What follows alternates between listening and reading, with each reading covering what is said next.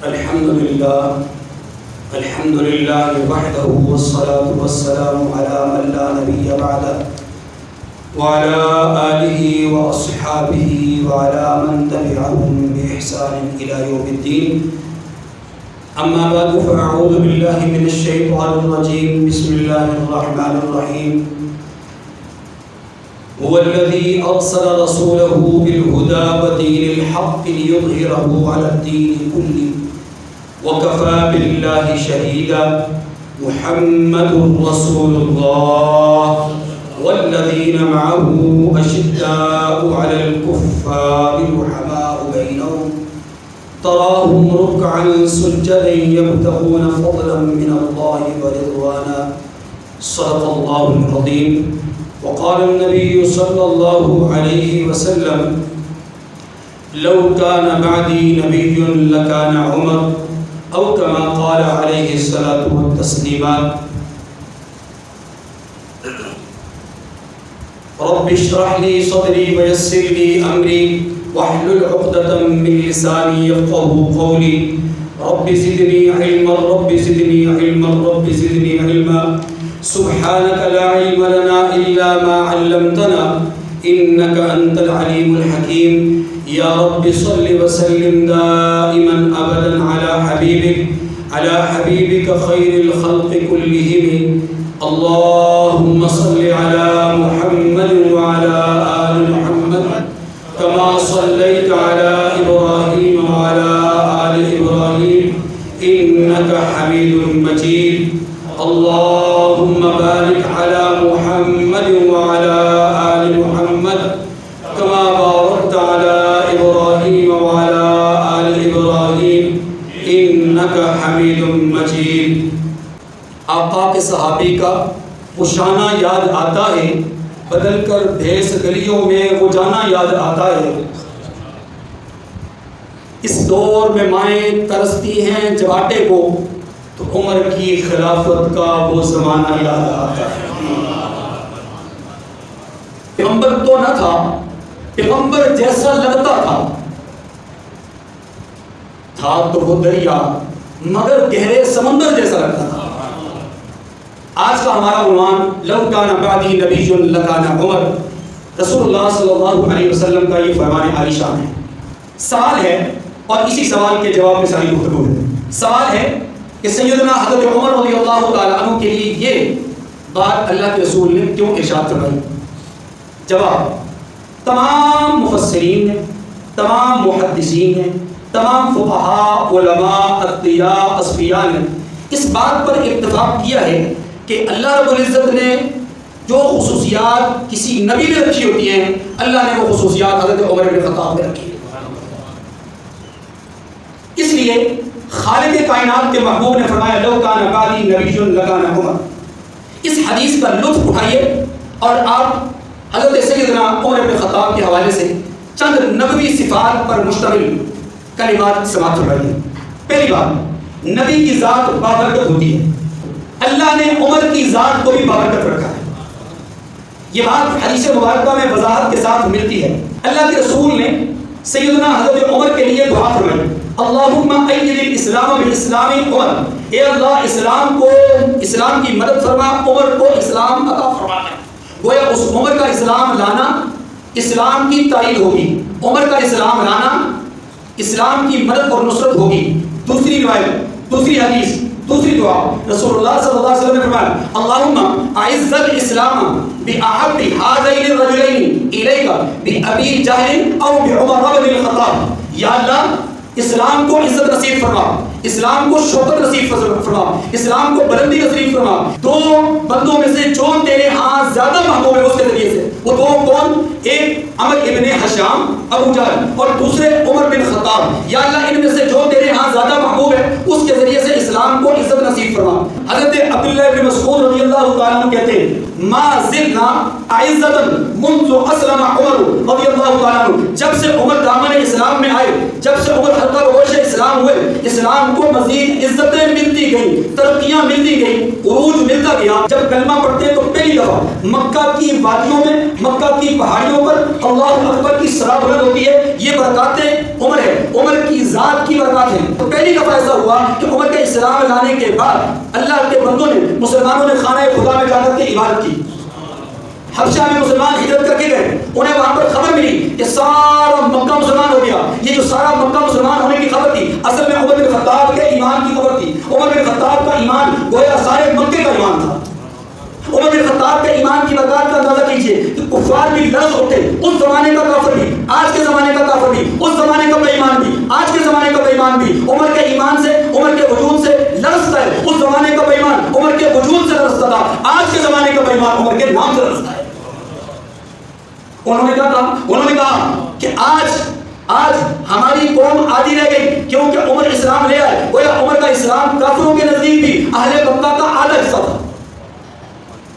عمر کا ایمان اتنا برکت والا ہے کہ رسول اللہ صلی اللہ علیہ وسلم ارشاد فرماتے ہیں، میں نے خواب دیکھا۔ خواب میں کیا دیکھا کہ ایک کنواں ہے، کنویں کے پاس ایک ڈول ہے، میں وہاں پہنچا، میں نے اس ڈول کے ذریعے سے پانی نکالا، فنزعت منہا ما شاء اللہ، جو جتنا اللہ کو منظور تھا میں نے پانی نکال دیا۔ پھر ابو بکر آئے، انہوں نے بھی ایک یا دو ڈول پانی نکالا، لیکن وہ پانی نکالنے میں کمزور معلوم ہوئے۔ پھر عمر آئے، عمر جب جوہی پہنچے تو وہ ڈول بڑا ہو گیا، عمر نے پھر اس ڈول کے ذریعے سے پانی نکالا، اتنا پانی نکالا کہ رحمت کائنات صلی اللہ علیہ وسلم اس وقت ایک جملہ ارشاد فرماتے ہیں کہ فلم ارى ابقريا من الناس، عمر سے زیادہ مضبوط، عمر سے زیادہ ماہر پانی نکالنے والا، عمر سے زیادہ قوی، عمر سے زیادہ طاقتور، عمر سے زیادہ جری میں نے کوئی نہیں دیکھا لوگوں کے اندر۔ فلم ارى ابقريا من الناس، لوگوں میں اتنا مضبوط آدمی میں نے نہیں دیکھا۔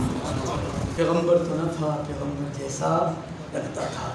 اللہ کے رسول سے صحابہ نے پوچھا کہ یا رسول اللہ یہ بتائیے کہ یہ جو خواب آپ نے دیکھا ہے اس خواب کی تعبیر کیا ہے؟ رسول اللہ صلی اللہ علیہ وسلم نے فرمایا اس کی تعبیر ہے دین کی مضبوطی۔ نبی کی پہلی خصوصیت کیا ہوتی ہے کہ نبی کی ذات بابرکت ہوتی ہے۔ نبی کی دوسری صفت وہ کیا ہے کہ نبی کا علم مضبوط ہوتا ہے۔ سیدنا حضرت عمر رضی اللہ عنہ کو اللہ نے بڑا ہی مضبوط علم نصیب فرمایا تھا۔ خلافت صدیقی کے اندر آپ نے قرآن کو جمع کرنے کا مشورہ دیا، یہ بھی آپ کے علمی رسوخ کا منہ بولتا ثبوت ہے۔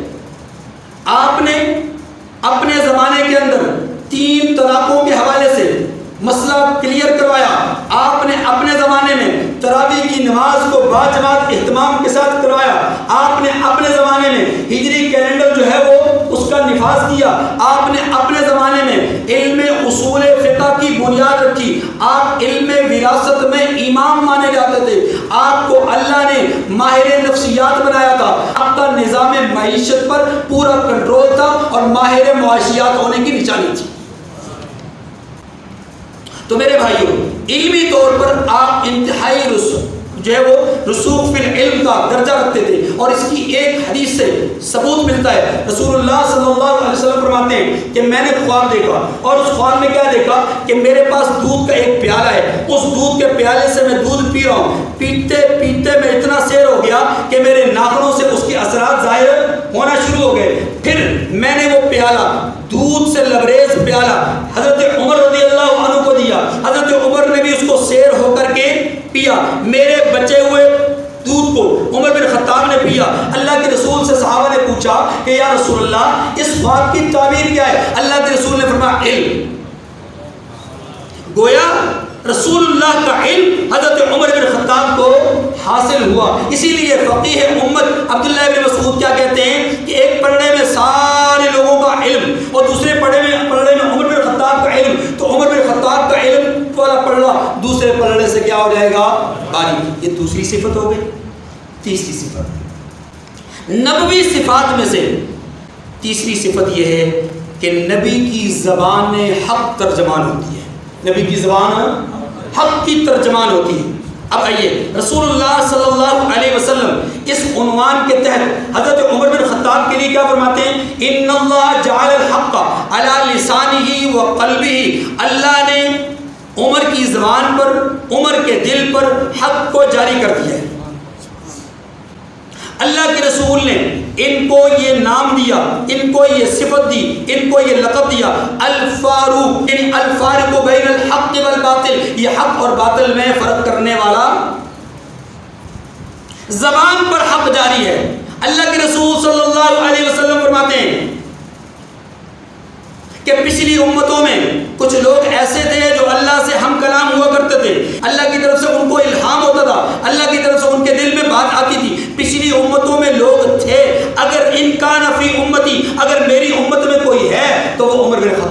رضی اللہ تعالیٰ. تو اللہ نے حضرت عمر کی زبان پر حق کو جاری کر دیا. اس سلسلے میں عرض کروں گا کہ آپ کی زبان پر فرشتے بولا کرتے تھے. اور یہ میں نہیں کہہ رہا، سیدنا حضرت علی المرتضیٰ رضی اللہ تعالیٰ عنہ کہتے ہیں کہ ہم صحابہ اس بات پر اتفاق رکھتے تھے کہ عمر جب بولتے ہیں تو ان کی زبان پر اللہ کا فرشتہ بول رہا ہوتا ہے. تائید رحمان، اللہ کی تائید حاصل تھی. اور اللہ کی تائید کی دو صورتیں ہیں. ایک صورت یہ، توجہ کیجیے، ایک صورت یہ ہے کہ مفسرین نے لکھا کہ سیدنا حضرت عمر بن خطاب رضی اللہ تعالیٰ عنہ سوچتے یہاں تھے، بولتے یہاں تھے، رائے زمین پر دیتے تھے، فیصلہ عرش والا آسمان سے کیا کرتا. میں نے عرض کیا کہ اللہ کی طرف سے تائید کی دو صورتیں ہیں.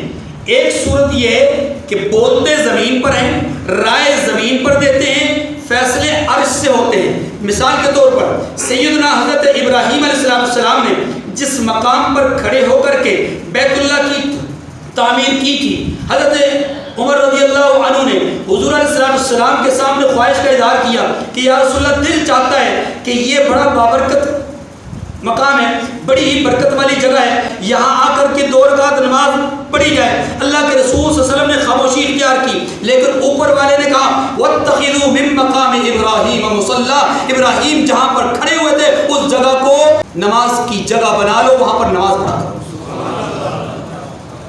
بدر کی جنگ کے نتیجے میں 70 لوگ قیدی بن کر کے آئے. رسول اللہ نے سب سے رائے لی ان قیدیوں سے ان کا عوض لے کر کے ان کو چھوڑ دیا جائے، ان کو مارا نہ جائے. مارنے کی رائے کسی کی نہیں تھی. ایک خطاب کے بیٹے نے رائے دی کہ یا رسول اللہ، میرے دل میں یہ بات آ رہی ہے کہ علی کے رشتہ دار علی کو دے دیا جائے، ابو بکر کے رشتہ دار ان کو دے دیا جائے، عبد الرحمن بن عوف کے رشتہ دار ان کو دے دیا جائے، میرا رشتہ دار مجھے دے دیا جائے، اور ہر ایک کو کہہ دیا جائے کہ جس جس کے پاس اس کا رشتہ دار آیا اس کا سر قلم کر دے. یا رسول اللہ، یہ چھوڑنے کے قابل نہیں، یا رسول اللہ یہ رخصت دینے کے قابل نہیں، ان سے بدلہ لے کر کے چھوڑنا نہیں چاہیے. اللہ کے رسول نے عامت الناس کی رائے کو سامنے رکھا. اپنی بھی آپ صلی اللہ علیہ وسلم کی رائے یہی تھی کہ ان کو فدیہ لے کر کے بدلہ لے کر کے چھوڑ دیا جائے. چنانچہ آقا صلی اللہ علیہ وسلم نے 70 قیدیوں کو بدلہ لے کر کے چھوڑ دیا. ان میں سے چند ایک مسلمان ہوئے، باقی سارے کے سارے کافر کفر ہی کی حالت میں مکہ مکرمہ لوٹ گئے. ان کا فدیہ آ گیا، ان کا بدلہ آ گیا. لیکن اوپر سے آسمان والے نے اعلان کر دیا کہ نبی کے لیے یہ مناسب نہیں تھا کہ اس کے پاس قیدی آئے اور وہ قیدیوں کو بدلہ لے کر کے چھوڑ دیں، بلکہ نبی کو ان قیدیوں کو چھوڑنا نہیں چاہیے تھا. حضرت عمر نے سوچا زمین پر، رائے اور فیصلہ کہاں سے آیا؟ آسمان سے.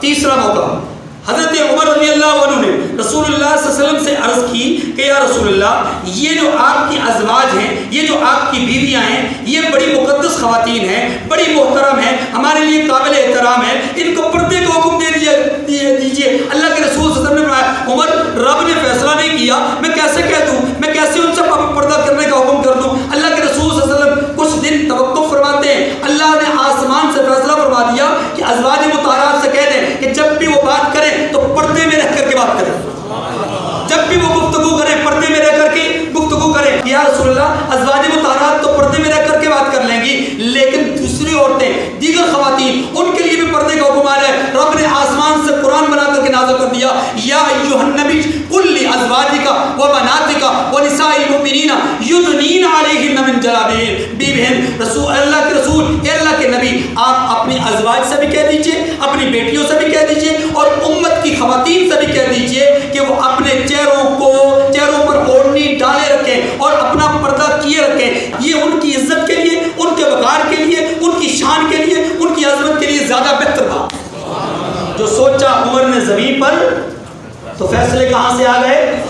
اب آپ کو اندازہ ہو جانا چاہیے، لو کان بعدی نبی لکان عمر. اس حدیث کا ذرا لطف اٹھائیے نا، حدیث کا لطف اٹھائیے. اللہ کے رسول صلی اللہ علیہ وسلم کہ یہ جنگی صحابی، یہ بہادر صحابی، تائید رحمانی ان کے ساتھ ہے، اللہ کی مدد ان کے ساتھ ہے. اللہ کے رسول صلی اللہ علیہ وسلم کی زوجہ مطہرہ سیدہ عائشہ صدیقہ رضی اللہ تعالیٰ عنہا پر تہمت لگتی ہے.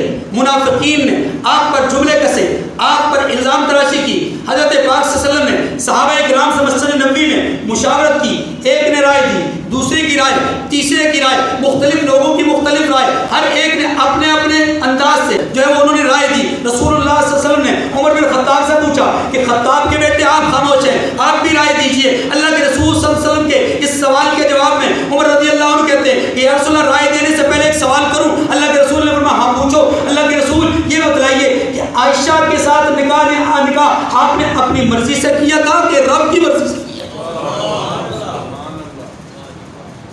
عمر یہ تو اللہ کی مرضی سے ہوا۔ تو یا رسول اللہ جب اللہ کی مرضی سے ہوا ہے تو جو رب آپ کے بدن پر گندی اور نجس مکھی نہیں بیٹھنے دیتے وہ رب آپ کے بستر پر گندی اور کیسے آنے دے؟ سبحانک ھذا بہتان عظیم۔ یہ الفاظ عمر نے زمین پر کہے، اللہ نے آسمانوں سے قرآن بنا کر کے اتارا کہ رہتی دنیا تک جب بھی قرآن پڑھا جائے گا عمر کے یہ الفاظ ہر مومن پڑھے گا، سبحانک ھذا بہتان عظیم۔ پیغمبر تو نہ تھا، پیغمبر جیسا لگتا تھا۔ پیغمبر تو نہ تھا، پیغمبر جیسا لگتا تھا تو وہ دریا پر گہرے سمندر جیسا لگتا تھا۔ ایک موقع ہے منافقین کے حوالے سے رسول اللہ صلی اللہ علیہ وسلم بہت پریشان ہیں اور آپ ان کے لیے بار بار ہدایت کی دعائیں کر رہے ہیں۔ عمر رضی اللہ تعالیٰ عنہ خاموش نہ رہ سکے۔ یا رسول اللہ یہ لوگ ایمان لانے والے نہیں ہیں کیونکہ یہ ضدی ہیں اور ضدی لوگ کبھی ہدایت پر آتے نہیں۔ اللہ تبارک و تعالیٰ کے پیغمبر نے فرمایا عمر مجھے رب نے منع نہیں کیا، مجھے رب نے استغفار کرنے سے منع نہیں کیا، ان کے لیے دعائیں مغفرت کرنے سے منع نہیں کیا۔ اللہ رب العزت نے آسمان سے سورہ منافقون اتار دی، سواء علیہم استغفرت لہم ام لم تستغفر لہم۔ محبوب آپ ان کے لیے دعا کریں یا نہ کریں، استغفار کریں یا نہ کریں، آپ ان کے لیے مغفرت طلب کریں یا نہ کریں، ان کو ہدایت نہیں ملنی، انہوں نے راہ راست پہ نہیں آنا، ان کے دل میں شک ہے، ان کے دل میں تردد ہے، ان کے دل میں ریب ہے، لہٰذا یہ کبھی بھی راہ راست پر نہیں آئیں گے۔ رائے عمر رضی اللہ عنہ کی تھی، فیصلہ اللہ نے آسمان سے قرآن کرا۔ منافقین کا سردار ہے عبداللہ بن ابی، اس کا نام ہے۔ رسول اللہ اس کے جنازے کے لیے جا رہے ہیں۔ اللہ کے رسول کے سامنے عمر بن خطاب نے عرض کی کہ یا رسول اللہ آپ جانتے ہیں نا کہ آپ کی زوجہ مطہرہ پر اس نے تہمت لگائی تھی، آپ جانتے ہیں نا کہ اس کی یہ ریشہ دوانیاں ہیں، آپ جانتے ہیں کہ مسلمانوں کو اس سے یہ تکلیف پہنچی ہے، پھر بھی یا رسول اللہ آپ جنازہ پڑھانے کے لیے جا رہے ہیں۔ عمر مجھے رب نے منع نہیں کیا، اللہ کے رسول نے جنازہ تو پڑھا دیا لیکن جنازہ پڑھا کر جب واپس آئے، کیونکہ جنازہ اس لیے اللہ نے پڑھانے دیا کہ رسول اللہ نے وعدہ کیا تھا عبداللہ بن ابی سے کہ میں تیرا جنازہ پڑھاؤں گا۔ اللہ کے رسول نے جب وعدہ پورا کر لیا، آسمان والے نے فیصلہ نازل فرما دیا، ولا تصلی علی احد منهم مات ابدا ولا تقم علی قبری۔ محبوب آج کے بعد ان منافقوں میں سے کسی کی نماز جنازہ پڑھنی بھی نہیں ہے اور ان کی قبر پہ بھی نہیں جانا۔ پیغمبر تو نہ تھا، پیغمبر جیسا لگتا تھا۔ رائے زمین پر، فیصلے تائید رحمانی کی ایک صورت یہ ہے، سوچتے زمین پر تھے، فیصلے کہاں سے آتے تھے؟ اب دوسری صورت سمجھ لیجیے۔ دوسری صورت یہ ہے کہ زمین پر ہی عمر کی رائے کے مطابق اللہ فیصلے کر رہے، زمین پر ہی۔ کیسے؟ میں اشارات کرتے جاؤں گا۔ آپ نے سنا کہ دریائے نیل کو سیدنا فاروق اعظم نے خط لکھا، وہ دریا چل پڑا، آج تک رکا نہیں۔ یہ جناب فاروق اعظم کے ساتھ تائید رحمانی کی ایک زمینی صورت دوسری، ایک آدمی فاروق اعظم کے مجلس میں آیا اور اس سے چونکہ اجنبی تھا، فاروق اعظم نے پوچھا تیرا نام کیا ہے؟ اس نے کہا جمرہ، یعنی آگ کا انگارہ۔ اس سے پوچھا کہ باپ کا نام کیا ہے؟ کہا ابن شہاب، میرے باپ کا نام جو ہے وہ میں شہاب کا بیٹا ہوں، یعنی شعلے کا بیٹا ہوں۔ آپ نے پوچھا من ای قبیلۃ، یعنی کس قبیلے سے تعلق رکھتے ہو؟ اس نے کہا الحرہ، آپ کے قبیلے سے تعلق رکھتا ہوں۔ آپ نے فرمایا جا، دوڑ کے جا اور جا کر کے اپنے گھر کی خبر لے، فإنهم قد احترقوا، وہ سارے جل چکے ہیں۔ فاروق زمین پر اللہ کا ولی ہے، فاروق زمین پر اللہ کے پیغمبر کا نائب ہے، فاروق زمین پر وہ ہستی ہے کہ جس کے متعلق رسول اللہ نے فرمایا لو کان بعدی نبی لکان عمر۔ اللہ اپنے پیغمبر کے بارے میں نہیں، اللہ اپنے ولیوں کے بارے میں کہتے ہیں من عاد لی ولیا فقد آذنتہ بالحرب، جو میرے اولیاء کو، جو میرے ولیوں کو ستاتا ہے میں اس کے ساتھ اعلان جنگ کرتا ہوں۔ اور یہ تو وہ ہیں کہ جن کو صرف ولی نہیں کہیں گے بلکہ اللہ نے ان کے اندر صفات نبوت رکھی ہیں۔ اسی لیے تو حضور نے فرمایا پیغمبر جیسا لگتا تھا. پیغمبر تو نہ تھا، پیغمبر جیسا لگتا تھا تو وہ دریا پر گہرے سمندر جیسا لگتا تھا. لو کان بعدی نبی لکان. نبی کا ایک وصف یہ ہے کہ نبی زمین پر عدل کرتا ہے، انصاف کرتا ہے. آئیے فاروق اعظم کے انصاف کے چند ایک واقعات کی طرف اشارہ کرتا ہوں. آپ نے یروشلم فتح کیا، جب فتح کر کے آپ کچھ دن وہاں پر آپ نے قیام کیا تو وہاں پر ایک معاہدہ لکھا گیا کہ جناب آپ سے معاہدہ ہم نے یہ کرنا ہے کہ آپ یہاں پر لکھیے کہ ہماری عبادت گاہوں کو اور ہماری عبادت خانوں کو کوئی نقصان نہیں پہنچایا جائے گا. جناب فاروق اعظم نے وہاں پر اقلیتوں کو حقوق دیتے ہوئے یہ معاہدہ کیا کہ ان کے گرجوں کو، ان کے چرچوں کو اور ان کے عبادت خانوں کو کچھ نہیں کہا جائے گا، بلکہ مسلمان ان کے عبادت خانوں کی حفاظت کریں گے. یہ عدل و انصاف. غسان کا ایک بادشاہ مسلمان ہوا اور اسلام لانے کے بعد وہ کعبۃ اللہ کے طواف کے لیے آیا. دوران طواف ایک غریب آدمی کا، ایک عام آدمی کا پاؤں اس کے جبے پر یا اس کے کپڑے پر آ گیا، جس سے اس کے کپڑے میں ہلکی سی پھٹن سی ہوئی. اس نے اس غریب آدمی کو تھپڑ مار دیا. فاروق اعظم رضی اللہ عنہ کو اس نے شکایت کی. جناب فاروق اعظم نے اس بادشاہ کو بلایا اور اس سے پوچھا کہ تم نے ایسا کیا؟ ہاں جی کیا ہے، میں اعلیٰ، یہ ادنا، میں بادشاہ، یہ فقیر، اس لیے میں نے ایسا کیا. اس کی جرت کیسے ہوئی؟ فاروق اعظم رضی اللہ عنہ نے کہا دو صورتیں، ایک صورت یہ کہ اس کو بنا لے، اس کو راضی کر، جیسے بھی کر سکتا ہے، نہیں تو دوسری صورت یہ کہ پھر سزا کے لیے تیار ہو جا. اس نے کہا میں بادشاہ، آپ مجھے سزا دیں گے. جناب فاروق اعظم نے فرمایا یا شاہ و گدا سب برابر ہیں، یہاں شاہ و گدا سب برابر ہیں. یہ اسلام ہے، ایک ہی صف میں کھڑے ہوئے محمود و ایاز، نہ کوئی بندہ رہا نہ کوئی بندہ رہا. پیغمبر تو نہ تھا، پیغمبر جیسا لگتا تھا.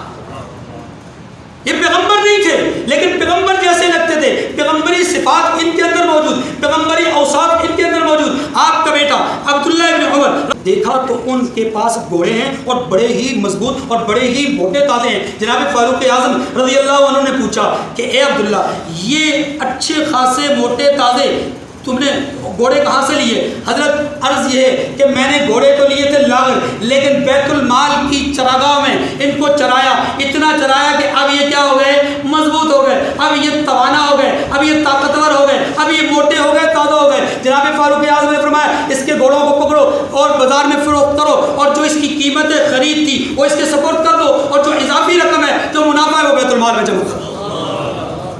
پیغمبر تو نہ تھا، پیغمبر جیسا لگتا تھا. آپ اپنے منبر پر خطبہ دے رہے ہیں، ایک صحابی ہیں کھڑے ہوتے ہیں، ان کا نام ہے حضرت سلمان فارسی رضی اللہ عنہ. کھڑے ہوتے ہیں اور کہتے ہیں عمر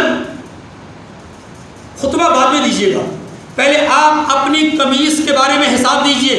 سبھی مسلمانوں کو جو کپڑا ملا وہ کپڑا تھوڑا تھوڑا تھا، آپ کو جو کپڑا ملا وہ کپڑا بھی تھوڑا ہونا چاہیے تھا. اس سے آپ کی قمیص تو بن نہیں سکتی کیونکہ آپ کا قد بڑا ہے، لہذا آپ کے پاس یہ اضافی کپڑا کہاں سے آیا؟ معلوم یہ ہوا، لگتا ایسے ہے کہ جیسے آپ نے دو کپڑے اپنے لیے رکھے. فاروق اعظم رضی اللہ عنہ نے ان کو نہیں ڈانٹا، ان کو کچھ نہیں کہا، اپنے بیٹے عبداللہ کو کھڑا کیا. عبداللہ کھڑے ہو جاؤ، مجھے بتاؤ کہ یہ کپڑا کہاں سے آیا؟ عبداللہ بن عمر رضی اللہ تعالیٰ عنہ عوام سے خطاب کر کے کہتے ہیں لوگوں، میرے والد کو بھی ایک کپڑا ملا تھا، مجھے بھی ایک کپڑا ملا تھا. جو کپڑا میرے والد کو ملا وہ میرے والد کی قمیص کے لیے ناکافی تھا، تو میں نے اپنے والا کپڑا والد محترم کو، امیر المومنین کو دے دیا تاکہ ان کا کرتا بن جائے. پیغمبر تو نہ تھا، پیغمبر جیسا لگتا تھا. گویا ہر چیز کا احتساب دینے والے، ہر چیز کا احتساب دینے والے. فاروق اعظم دوڑتے ہوئے جا رہے ہیں، گرمی کا موسم ہے، انتہائی دھوپ ہے، کڑی دھوپ ہے، اور فاروق اعظم دوڑتے ہوئے جا رہے ہیں. حضرت عثمان ابن عفان اپنی بالکنی سے دیکھ رہے ہیں کہ ایک نوجوان، ایک آدمی ہے جو دوڑتا ہوا آ رہا ہے. غور سے دیکھتے ہیں تو قریب آتے آتے پہچان لیتے ہیں کہ یہ تو فاروق اعظم ہے، یہ تو امیر المومنین ہے. دوڑتے ہوئے باہر نکلتے ہیں. حضرت کہاں دوڑے جا رہے ہیں؟ کہا بیت المال کے 2 اونٹ بھاگ گئے ہیں، ان کی تلاش میں نکلا.